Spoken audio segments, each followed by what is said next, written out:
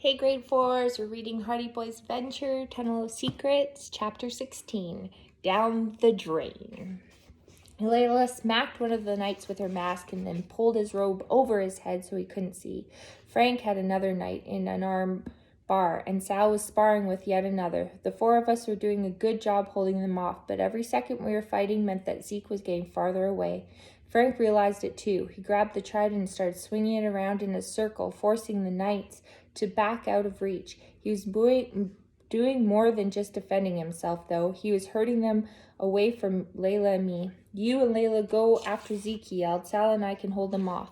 Thanks, I yelled back, grabbing Layla by the hand and running towards the tunnel where Zeke had fled. I recognized this torchlit tunnel as the same one Frank and I had been led down when we were captured. Zeke wasn't in sight. I hoped we spot him in one of the other 3 tunnels when we reached the crossroads, but we had no such luck. One of the tunnels was pitch black, one curved out of view, and the other was partially lit before I receded into darkness. Any idea which way he might have gone? I asked Layla. No, it's like a maze down here. Besides, they told me a lot of tunnels were booby-trapped, she said. I cringed as I recalled my close call on the rock wall. Who knew what a nasty surprise might await us if we chose wrong. One of the 3 aren't great odds, but we may have to wing it, I said, getting ready to start down the curved tunnel. Hey, is that torch moving on its own? Layla said, pointing down the partially lit tunnel. I had to strain my eyes, but she was right. Way down the 3rd tunnel, a speck of light was bobbing up and down. That's not a torch, it's a flashlight. It has to be him, I said, and took off running with Layla right behind me. We were gaining on him, but by the time we reached the place where the torches went out, the light had vanished. Layla and I each grabbed a torch and kept running. We spotted Zeke's light at the next intersection. It disappeared again a moment later, only this time we saw it veer to the right. We were close enough now to make out Zeke's shadow when the light went out altogether. We sprinted toward the spot where we'd last seen it, but there was nothing there. Where did he go? Layla asked, looking around. He couldn't have just vanished. Maybe he saw us following him and nixed the light, I said, walking farther down the tunnel. I had just started to notice the air getting draftier when my torch made a strange sizzling sound. Then plunk, a drop of water landed on my head. It occurred to me that the one place I hadn't thought to look was up. There was another tunnel directly above me. It was just wide enough for one person to climb the iron rugs that were bolted into the stone. Water dripped down the walls from somewhere above, which meant we couldn't be too far from the surface. I had no idea how high the ladder went, but I could see Zeke's silhouette rising behind his flashlight, so following him wouldn't be a problem, at least not until he reached the top. I think I found him, I said. Are you up for a climb? Let's go get him, Layla replied. We can't climb and hold torches at the same time, I said. We're going to have to go by touch, and the ladder's a bit slick. It could be dangerous. Dangerous for you, maybe, she said, throwing down her torch and pulling herself effortlessly. But after 10 years of gymnastics, this will be a cinch for me.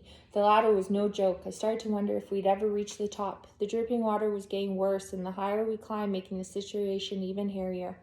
His light went out, Layla said as the tunnel plunged into darkness. Do you think that means he reached the top? I sure hope so, I said, trying not to think about how far we had to drop if he managed to kick us off. Be on guard. Don't worry, I went first so you could break my fall, she said. I laughed. It was the same kind of joke I would have made to Frank. Ow, she grunted. Either I just reached the top or the air above me got really hard. If it's a hatch, it should either lift or slide. Is there a handle? I don't feel any... Wait, got it, she said as the hatch slid open. Cold water splashed down on top of us, almost causing me to lose grip. There he is, Layla lifted herself out of the tunnel and took off running. I climbed up after her into an old wet drainage tunnel. Zeke's flashlight illuminated the tunnel not far ahead. Where he had stopped and was trying to pry loose a metal gate blocking another hatch in the ceiling above him.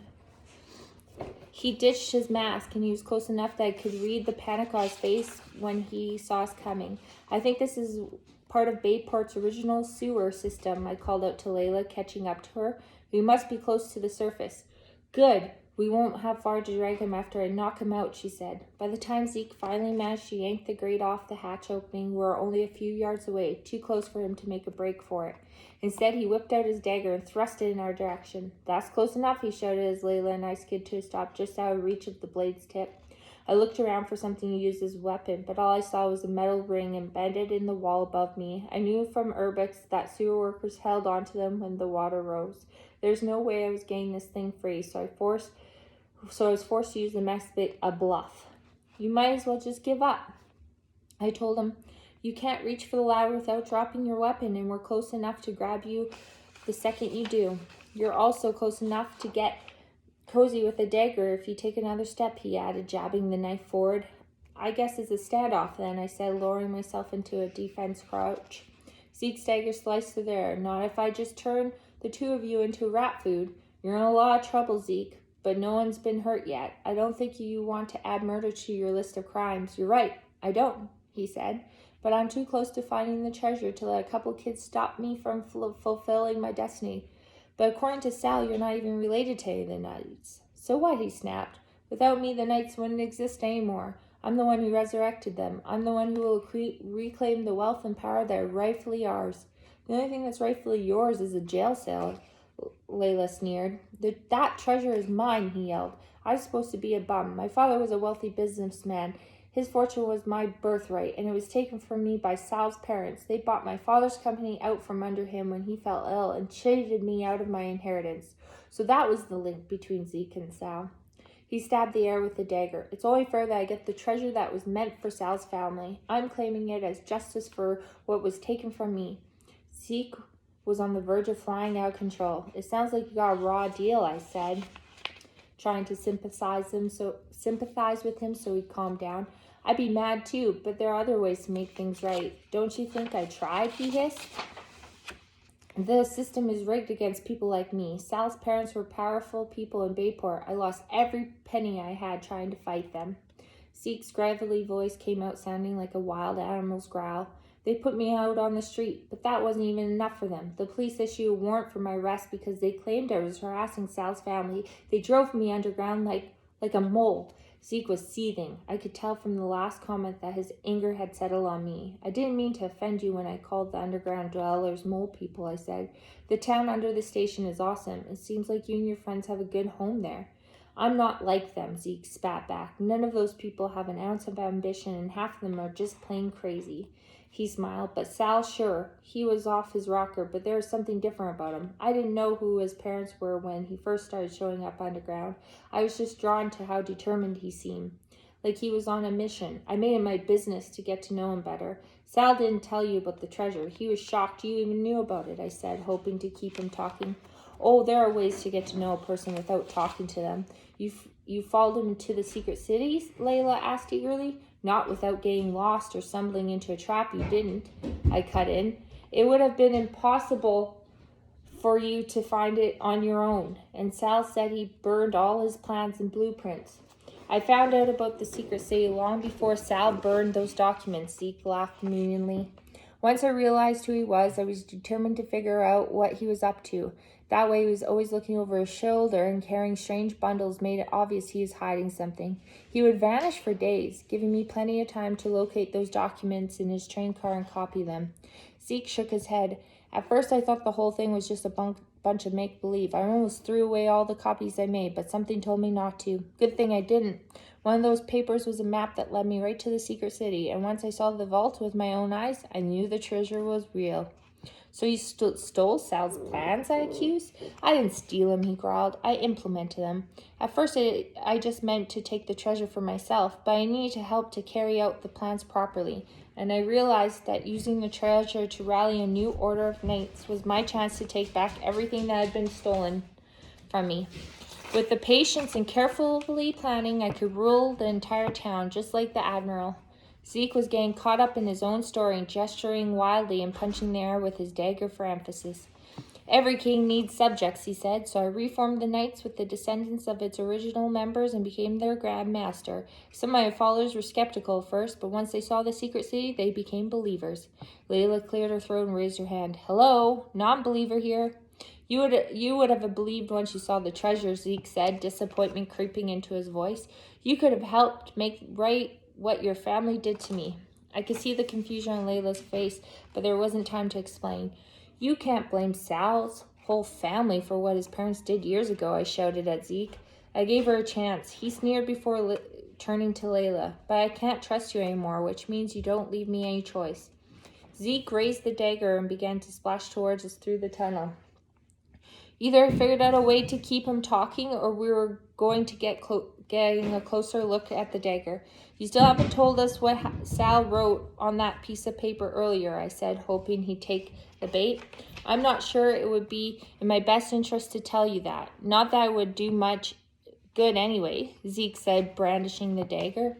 I have a treasure to retrieve. I just thought it was important that you understand why I'm doing what I'm doing, not just for me, but for Bayport. Sometimes unpleasant sacrifices are necessary evils on the path to greatness.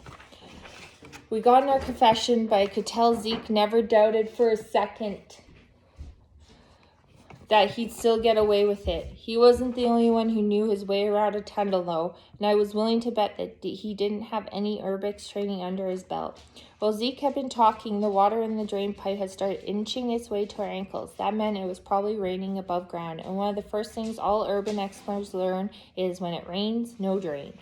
Zeke narrowed his eyes and lunged at us with a dagger. Layla grabbed onto me, and I grabbed onto the metal ring on the wall. Zeke, who had his back to the rumbling sound that suddenly erupted from the tunnel, didn't grab anything. The rubble turned into a roar as an angry wall of water burst out of the darkness. Flash flood, I cried.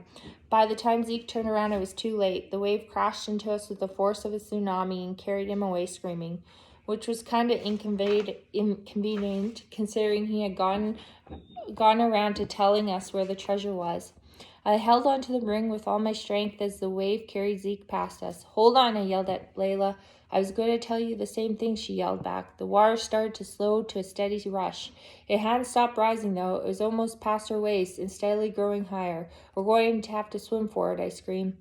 Ready when you are, she yelled.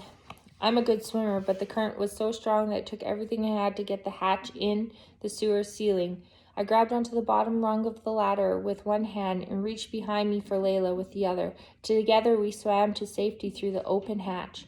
Okay, maybe safety wasn't the right word. We made it through the hatch into a portal above, but the portal was sealed. The door above it was locked tight, trapping us inside with the water rising second by second. The water surged higher and higher until there were only a couple of feet of air left. I don't want to drown, Layla pleaded as the water inched past our necks. And that's chapter 16, Tile Secrets. See you for chapter 17. Bye, grade 4s.